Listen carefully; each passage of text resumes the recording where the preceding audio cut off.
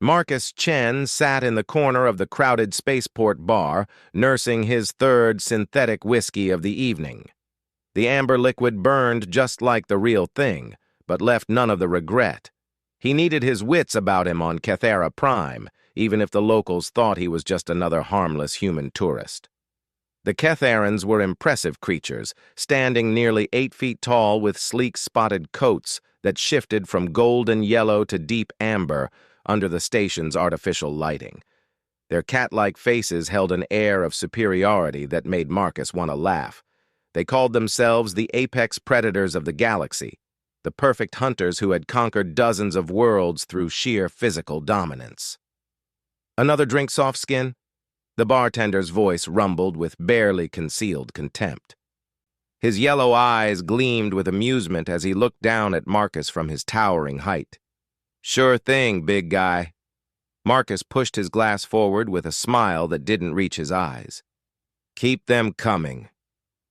The Catharan's ears twitched in what Marcus had learned was their equivalent of a sneer.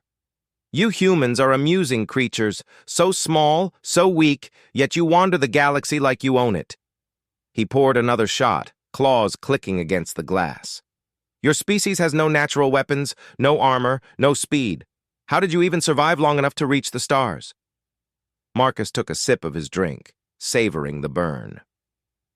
"Luck, I guess." A group of Catharan security officers entered the bar, their black uniforms marking them as station enforcement. Their leader, a massive specimen with scars crossing his muzzle, scanned the room until his gaze landed on Marcus. The human had been expecting this. "Marcus Chen!" The officer's voice boomed across the suddenly quiet bar. "You are under arrest for violation of Catharan territorial law, possession of restricted technology, and insulting the dignity of a superior species." Marcus finished his drink and stood slowly, raising his hands in mock surrender. Well, that escalated quickly. The charges were fabricated, of course. The Catharans had been looking for an excuse to make an example of him ever since he'd arrived on their station 3 days ago. The security chief approached, electromagnetic restraints already humming in his massive hands. "You will come with us, little mortal.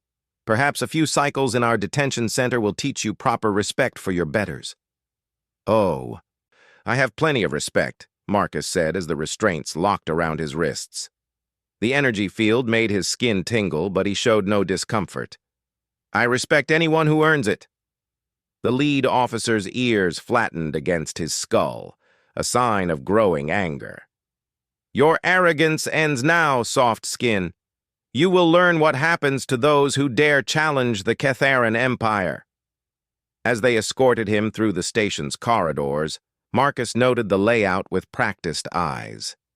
Emergency exits, security checkpoints, guard rotations, all information that would be useful later. The other species on the station gave them a wide berth, most looking at Marcus with pity.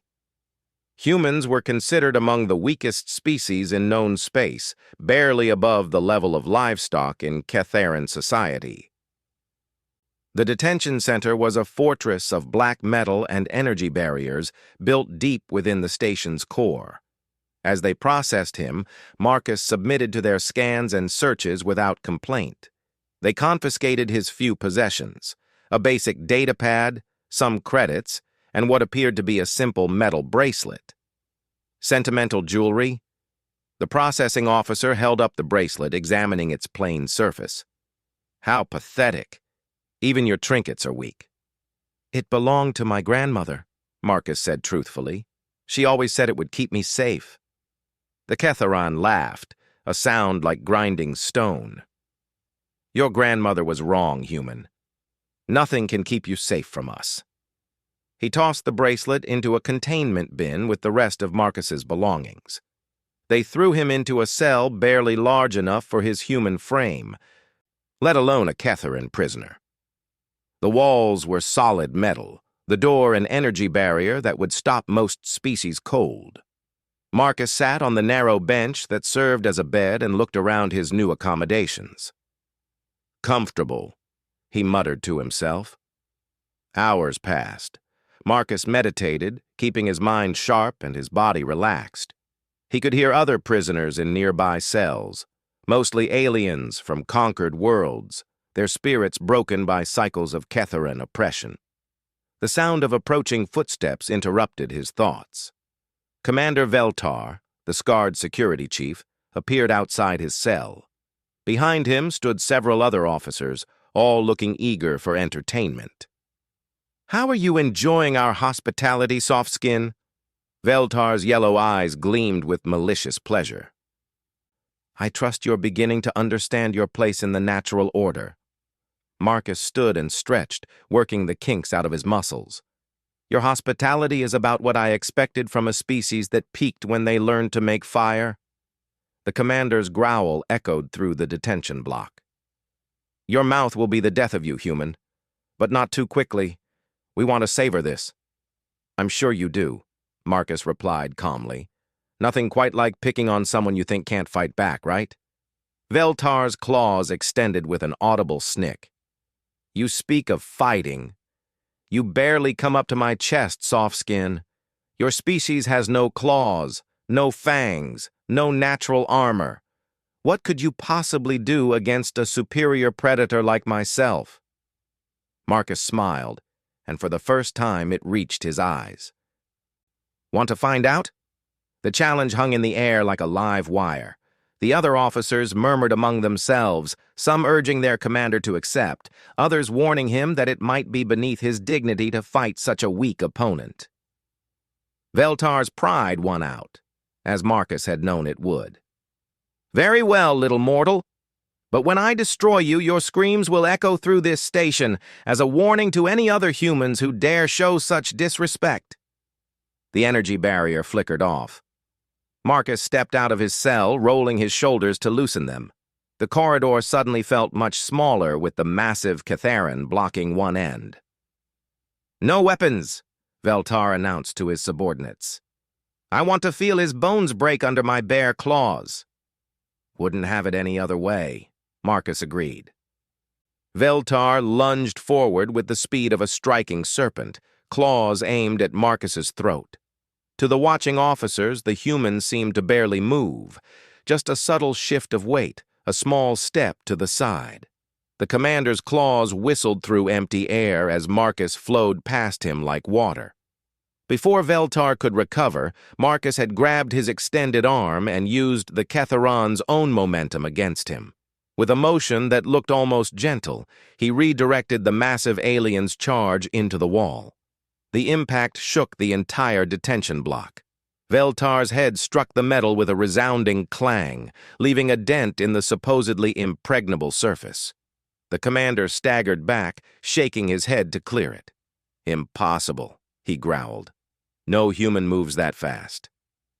"You're right," Marcus said, settling into a relaxed stance. "We don't move fast. We just don't waste motion like you do." Veltar attacked again, this time with more caution.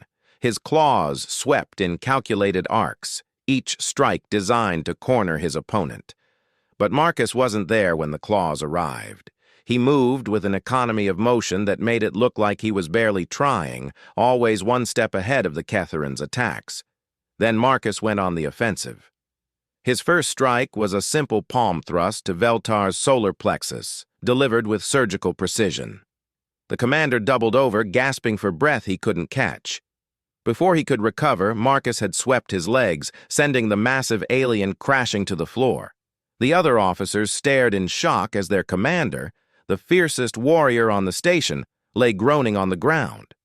A few reached for their weapons, but Marcus raised a hand. "I wouldn't," he said quietly, "unless you want to find out what a real fight looks like." Veltar struggled to his feet, pride and rage warring in his yellow eyes. You fight like a coward, dodging and running instead of meeting strength with strength." Marcus tilted his head. "That's your first lesson about humans, Commander. We don't fight fair. We fight to win." This is not possible," one of the younger officers stammered. "Humans are the weakest species in known space. Your homeworld's gravity is pathetic. Your muscle density is laughable. Your reaction times are irrelevant, Marcus interrupted. You've spent so long believing your own propaganda that you forgot something important. What? Veltar demanded, still struggling to breathe normally. Marcus's smile turned predatory. We didn't get to the top of our food chain by being the strongest or the fastest. We got there by being the smartest, and right now you're all acting pretty stupid. The implications began to sink in. If humans weren't as weak as the Catharans believed, if they had been deliberately understating their capabilities, then what else had the Empire gotten wrong? Veltar's eyes narrowed as a new thought occurred to him. You came here on purpose. This wasn't chance. Very good, Marcus said approvingly. You're starting to think like a predator instead of just acting like one. But why? Another officer asked. Why allow yourself to be captured? Marcus looked around the detention block, noting the cells full of broken prisoners from a dozen conquered worlds. Because sometimes, the best way to scout an enemy's defenses is from the inside. The temperature in the corridor seemed to drop several degrees. Veltar slowly stood to his full height, though he now regarded the human with considerably more wariness. You're a spy. I'm a lot of things, Marcus replied, but spy is probably the most accurate term for what I'm doing here. For whom? Veltar's voice was barely above a whisper. Marcus's grin widened. The Terran Colonial Navy. We've been watching your little empire for some time now, Commander, and frankly, we're not impressed. The silence stretched until one of the younger officers found his voice. The Terran Colonial Navy? But humans don't have a real military. Your species is barely spacefaring. Another thing you got wrong, Marcus said. We've been spacefaring for over 2 centuries. We've colonized 47 systems, and we've been preparing for this conversation for the last 50 years. Veltar's claws extended again, but this time in fear rather than aggression. Preparing for what? Marcus looked directly into the commander's yellow eyes, and for the first time, the Catharan saw something that chilled him to the bone. There was no fear in the human's gaze, no uncertainty. Only the cold calculation of a predator who had already decided how this encounter would end. For war, Marcus said simply. The word hung in the air like a death sentence. The Catharan Empire had built itself on the belief that they were the ultimate predators, the pinnacle of evolution.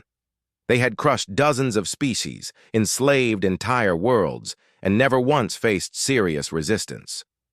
But now, looking at this unremarkable human who had just dismantled their finest warrior without breaking a sweat, they began to understand that their greatest mistake hadn't been underestimating humanity's physical capabilities. They had underestimated humanity's capacity for patient, methodical preparation, and that mistake was about to cost them everything. Outside the detention center, klaxons began to wail. Emergency lighting bathed the corridors in bloody red.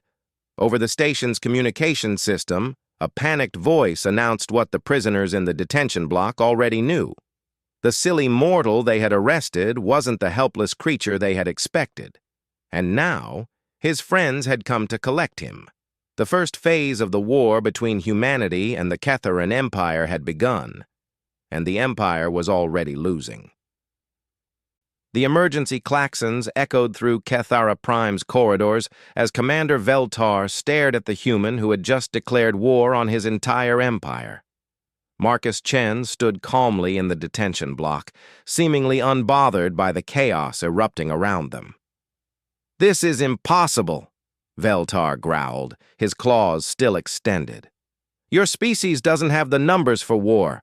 Intelligence reports show humans control maybe 15 systems at most." Marcus chuckled, a sound that made several officers take an involuntary step backward. "Your intelligence is about 30 years out of date, Commander. We've gotten very good at making people see what we want them to see." The station shuddered as something massive struck its outer hull. Emergency lights flickered, and the artificial gravity fluctuated for a moment before stabilizing. Over the communication system, panicked voices reported contacts on sensors, ships that had appeared from nowhere, moving with impossible coordination. "Station command to all units," the voice crackled through static. "We are under attack by unknown vessels. Repeat, we are under attack. All security teams to battle stations immediately." Veltar activated his personal communicator. "Command, this is Veltar in detention. The human prisoner is—" The communicator exploded in his hand, sparking and smoking. Marcus flexed his fingers, and the Ketheran noticed that the human's simple metal bracelet was now glowing with soft blue light. "Sorry about that," Marcus said, not sounding sorry at all. "Electromagnetic pulse. Grandmother's bracelet has all sorts of useful features." The younger officers were backing away now, their ears flat against their heads in fear. They had expected to intimidate a weak human. Instead, they found themselves facing something far more dangerous than they had imagined. "You were saying something about our numbers?" Marcus continued conversationally. "The truth is, we've been establishing hidden colonies in systems your scouts never bothered to check. Dead systems, you called them. Planets with harsh conditions that your species couldn't survive. Perfect for humans who grew up on a world you consider barely habitable." Another impact shook the station, stronger this time. Through the walls, they could hear the distinctive whine of energy weapons charging. 47 systems? Veltar asked, his voice barely above a whisper. "That we'll admit to," Marcus replied. "The real number is closer to 200. We've been preparing for this day since we first encountered your empire 50 years ago." The detention block's main door suddenly glowed red-hot, then white, then simply ceased to exist. Through the opening stepped 3 figures in black combat armor, moving with the same fluid grace Marcus had displayed earlier. Their helmets covered their faces, but Veltar could see they were built like humans, smaller than Ketherans, but carrying weapons that hummed with deadly energy. "Package secure?" one of them asked in a voice distorted by their helmet speakers. "Package is secure," Marcus confirmed, "though we may have a slight complication." The lead figure turned to survey the Ketheran officers, who were frozen in place. "Oh, the local wildlife? Should we clean up?" "Not necessary," Marcus said. "They're about to have bigger problems." As if summoned by his words, the lights went out. Emergency lighting kicked in a moment later, bathing everything in hellish red. The artificial gravity failed completely, leaving everyone floating in the corridor. Except the humans didn't seem bothered by zero gravity at all. They moved through the air with practiced ease, using handholds and surfaces to control their momentum. The Ketherans, evolved on a world with heavy gravity, floundered helplessly. "Amazing what you can learn when you spend generations working in space," one of the armored figures commented. "We've been living in zero-G environments since before your empire discovered faster-than-light travel." Marcus pushed off from a wall and glided toward his floating belongings. He retrieved the metal bracelet, which had stopped glowing, and slipped it back onto his wrist. "Gentlemen, I believe it's time to leave." "Wait!" Veltar managed to gasp as he struggled to orient himself in the weightless environment. "What do you want? Why declare war now?" Marcus paused at the destroyed entrance, looking back at the floating Ketheran. "Want? We don't want anything from you, Commander. We want something for the 43 species your empire has enslaved. The billions of sentience you've ground under your boot because you believed might makes right. But we are the apex predators," another officer protested. "It is the natural order. The strong rule the weak." "See, that's where you made your mistake," one of the armored humans said. "You assumed you were at the top of the food chain." The station shuddered again, and this time the impact was followed by the grinding sound of metal being torn apart. Warning lights flashed as atmosphere began venting from somewhere in the station's outer ring. "We should go," the lead human announced. "The Admiral wants the station intact for the surrender ceremony." "Surrender?" Veltar's voice cracked. "You expect us to surrender to a handful of humans?" Marcus's expression grew cold. "Commander, look around you. Your station's defenses are already down. Your fleet is scattered or destroyed. Your communication networks are compromised, and this is just one small human task force. How exactly do you plan to fight a war against a species that spent half a century studying your every weakness?" The truth began to sink in. The Ketharans had built their empire on rapid expansion and overwhelming force, never stopping to consider that someone might be watching, learning, preparing. They had assumed their physical superiority was enough, never realizing that intelligence and patience were far deadlier weapons. "This is just the beginning," Marcus continued as his team began moving toward the exit. "Every world you've conquered, every species you've enslaved, they're all going to be free. And the Ketharan Empire is going to learn what it feels like to be on the receiving end of superior force." The humans began to leave, moving through the weightless corridor with practiced efficiency. But Veltar called out one more time. "Why tell us this? Why warn us what's coming?"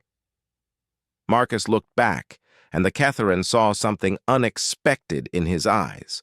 Not hatred, but something almost like pity. "Because we're not like you, Commander. We don't enjoy causing unnecessary suffering. Every Ketharan who dies in this war dies because your leaders chose pride over wisdom." He gestured to the floating officers. "You have a choice to make. You can fight a war you cannot win, watching your people die for the glory of an empire built on cruelty, or you can surrender now and help us build something better." "And if we choose to fight?" Marcus's expression hardened. "Then you'll discover why every predator on Earth learned to fear humans. We don't just fight to win, Commander. When we're truly threatened, we fight to ensure the threat never arises again." The humans disappeared into the corridor, leaving the Ketharan officers floating helplessly in the dark. Around them, the station continued to shake as more of their defenses fell to the human assault. Veltar tried to process what he had learned. The weak, pathetic humans had been planning this for 50 years.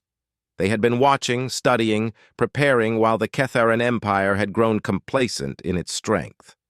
And now that strength was being turned against them by a species that had learned to fight dirty, fight smart, and fight to win. The gravity returned suddenly, sending the floating Ketharans crashing to the floor. Veltar picked himself up, wincing at the impact, and activated the emergency communication system. "All units, this is Commander Veltar. We need immediate evacuation of the detention block and full tactical assessment of our situation." The response came quickly, and it wasn't good. The human ships had materialized from some kind of stealth technology the Ketharans couldn't detect. They moved in perfect coordination, striking key targets with surgical precision. The station's shields were down, its weapons offline, and its communication array was operating on backup power only. "How many ships?" Veltar demanded. "Unknown, sir. Our sensors can't get accurate readings. They're using some kind of jamming technology we've never seen before." Veltar closed his eyes. In less than an hour, everything he had believed about the natural order of the galaxy had been shattered. The Ketharan Empire, rulers of dozens of worlds, had been caught completely unprepared by a species they had dismissed as irrelevant. "Sir," one of his officers approached cautiously. "What are your orders?" Veltar looked at his subordinates, young Ketharans who had grown up believing they were the ultimate predators, that their physical strength made them invincible. Now they faced an enemy that had turned their greatest strengths into weaknesses. "Get me a line to Station Command," he said finally, "and prepare a full tactical report on what we learned from the human prisoner." "Should we pursue them, sir?" Veltar thought about Marcus Chen and his team, moving through zero gravity like they had been born to it. carrying weapons and technology the Keth-Arans couldn't match, backed by a military force that had been preparing for this war for decades. "No," he said quietly. "We're going to follow standard evacuation procedures and get as many people off this station as possible." "But, sir, the Empire's honor—" "The Empire's honor," Veltar interrupted, "is not worth the lives of everyone on this station. The human was right about one thing. We have a choice to make, and I'm not going to choose to watch my people die for pride." As if in response to his words, the lights came back on throughout the station. The artificial gravity stabilized, and the emergency klaxons fell silent. Over the communication system, a new voice spoke, calm, professional, and utterly human. "Attention, residents of Kethara Prime. This is Admiral Sarah Chen of the Terran Colonial Navy. Your station is now under human protection. All weapons have been disabled. All defenses are down. But you are in no immediate danger." Veltar's ears twitched at the name. Chen, like the human they had arrested. "We will be conducting evacuation procedures for all non-essential personnel. Essential systems will remain online under human supervision.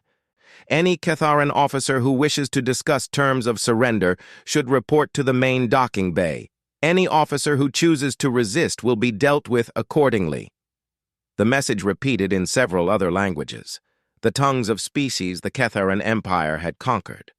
Veltar realized that the humans hadn't just been preparing militarily for this war.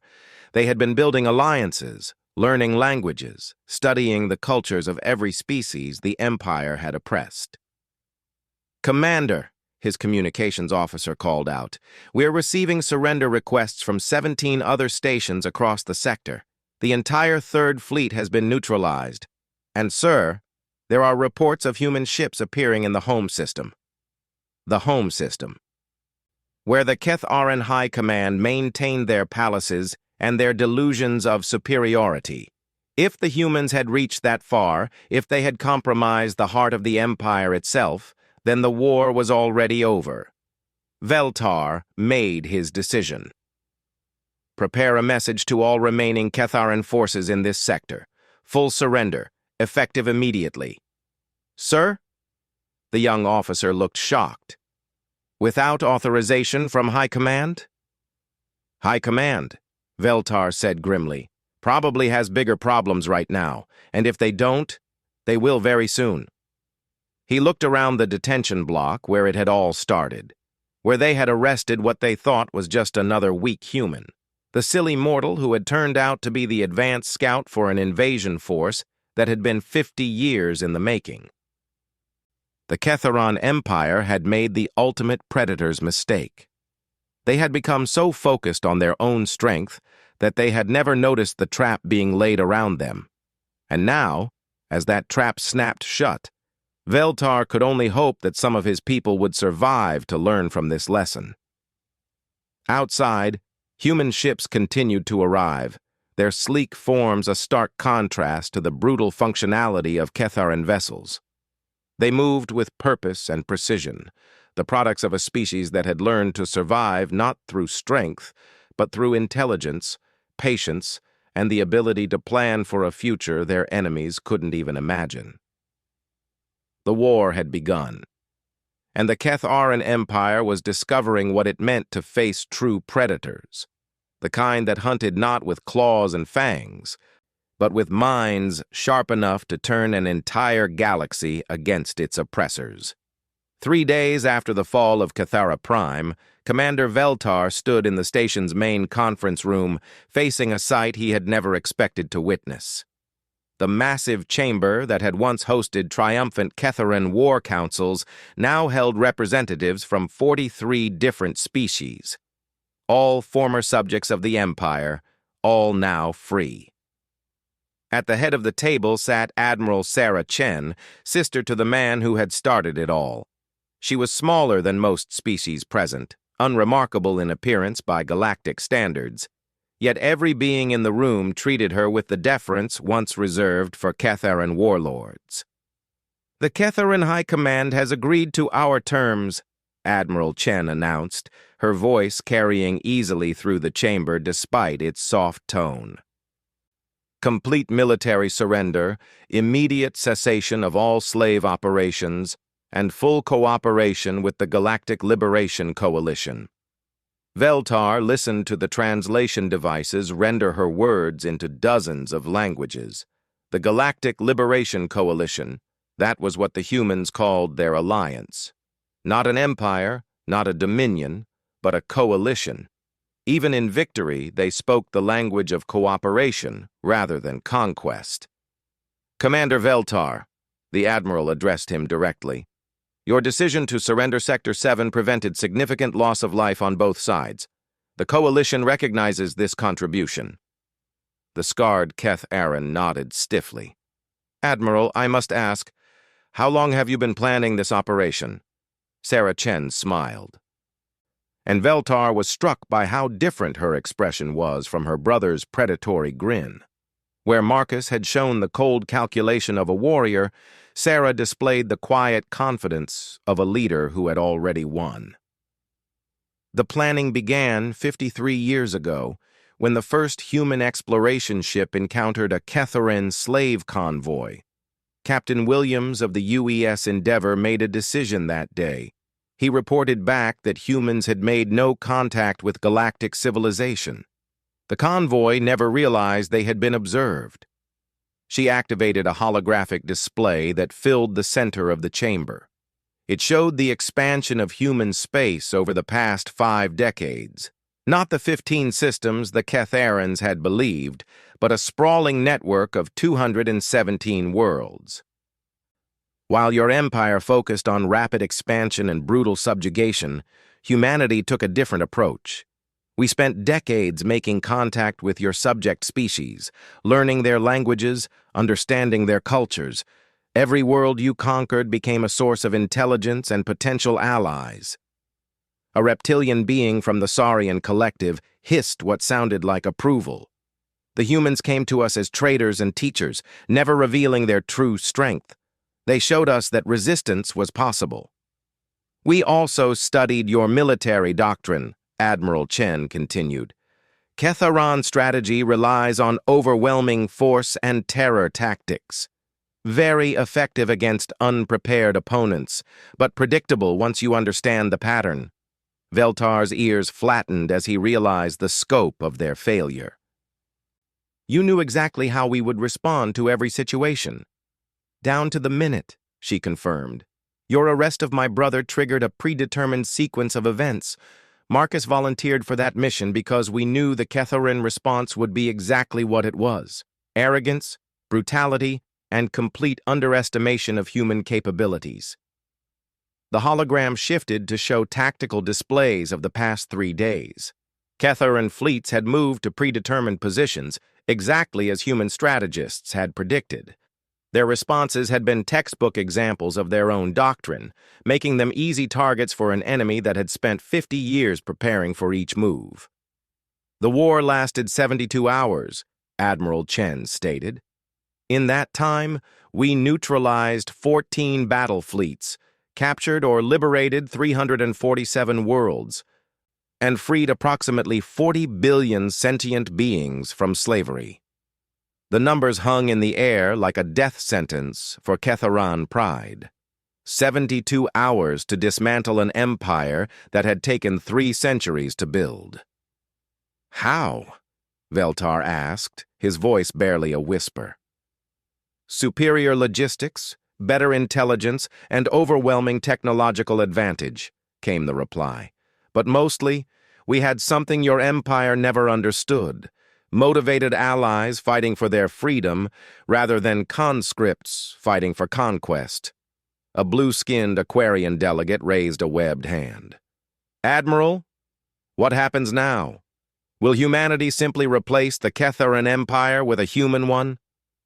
It was the question everyone had been thinking. The humans had demonstrated power beyond anything the galaxy had seen. What would stop them from becoming the new oppressors? Sarah Chen stood, and Veltar noticed that she was indeed smaller than most beings present. Yet when she spoke, Her words carried absolute authority. "The Terran Colonial Navy has a simple mission statement," she began. "We exist to protect human colonies and our allies from aggression. We have no interest in ruling other species or building an empire." She gestured to the diverse gathering around the table. "This coalition will be governed by representatives from each member species. Humanity will have one vote, the same as everyone else. Our contribution will be military protection and technological assistance, not political control." "But you have the power to enforce your will," Veltar pointed out. "What prevents you from changing your mind in the future?" The Admiral's smile turned slightly sad. "Commander, let me tell you something about human history. We've spent most of our species' existence fighting each other.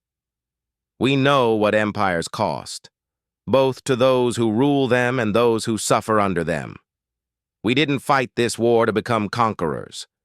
We fought it to prevent anyone else from conquering."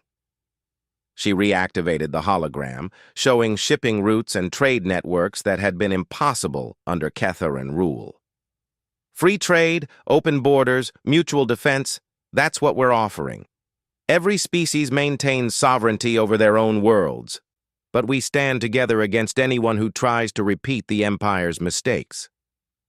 A crystalline being whose species Veltar didn't recognize chimed in with a sound like wind through crystals. "The humans speak of freedom, but words are easy. How do we know this isn't another form of subjugation?" Admiral Chen nodded approvingly. "Healthy skepticism. The truth is, you don't have to take our word for it. The Coalition Charter includes withdrawal clauses. Any species can leave at any time, no questions asked. All we ask is that you don't attack Coalition members or return to practices like slavery." She paused, letting that sink in. "We're also establishing an independent monitoring system. The Galactic Ethics Council will include representatives from every major philosophy and government type. They'll have the authority to investigate any alleged abuses by Coalition members, including humanity." Veltar felt something he hadn't experienced in decades: hope. The humans were offering something the Ketharan Empire had never considered: accountability. "What about us?" he asked. "The Ketharans who served the Empire?" The chamber fell silent. Every being present had suffered under Ketharan rule in some way. Many had lost family members, had their worlds stripped of resources, had spent years or decades as slaves. The desire for revenge was understandable. "That depends on individual choices," Admiral Chen replied carefully. "The Coalition has no interest in genocide or mass punishment. Ketharans who committed war crimes will face trial. Those who simply followed orders will be offered education and integration programs." She looked directly at Veltar. "Your decision to surrender your sector saved thousands of lives on both sides. That kind of moral courage deserves recognition, not punishment." "And those who choose to resist?" The Admiral's expression hardened slightly. "The Terran Colonial Navy exists to protect Coalition members. Anyone who threatens that peace will find out why we're considered the premier military force in known space." It wasn't a threat. It was simply a statement of fact, delivered with the calm certainty of someone who had just dismantled a galactic empire in 3 days. Marcus Chen entered the chamber at that moment, no longer wearing the rumpled civilian clothes of a captured tourist. His black uniform marked him as a colonel in Terran intelligence, and his confident stride showed he was entirely comfortable in his element. "Sister dear," he said with a grin, "the Ketharan High Council is ready to sign the formal surrender documents." "Already? I thought they wanted to negotiate terms." "They did, right up until they saw the fleet positioned over their capital world." Marcus's grin widened. "Turns out 800 human ships is a very persuasive argument." 800 ships. Veltar closed his eyes, finally understanding the true scope of human preparation. The task force that had taken his station hadn't been their main fleet. It had been a minor operation, a single note in a galactic symphony of liberation. The home world surrenders, Admiral Chen announced to the chamber. The Ketharan Empire officially ceases to exist as of this moment. The representatives around the table erupted in celebration, not the savage joy of victorious conquerors, but the profound relief of beings who had finally escaped a nightmare that had lasted centuries. Through the celebration, Veltar found himself thinking about the human approach to war. They hadn't fought like the Ketharans, seeking glory and domination. They had fought like exterminators, methodically eliminating a threat to galactic peace. No unnecessary destruction, no meaningless gestures of superiority, just efficient, overwhelming force applied with surgical precision. "Commander," Admiral Chen addressed him again.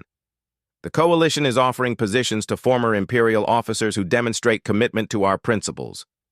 We'll need experienced administrators to help rebuild what the Empire destroyed." It was an offer of redemption, a chance to build something better from the ashes of what he had helped destroy.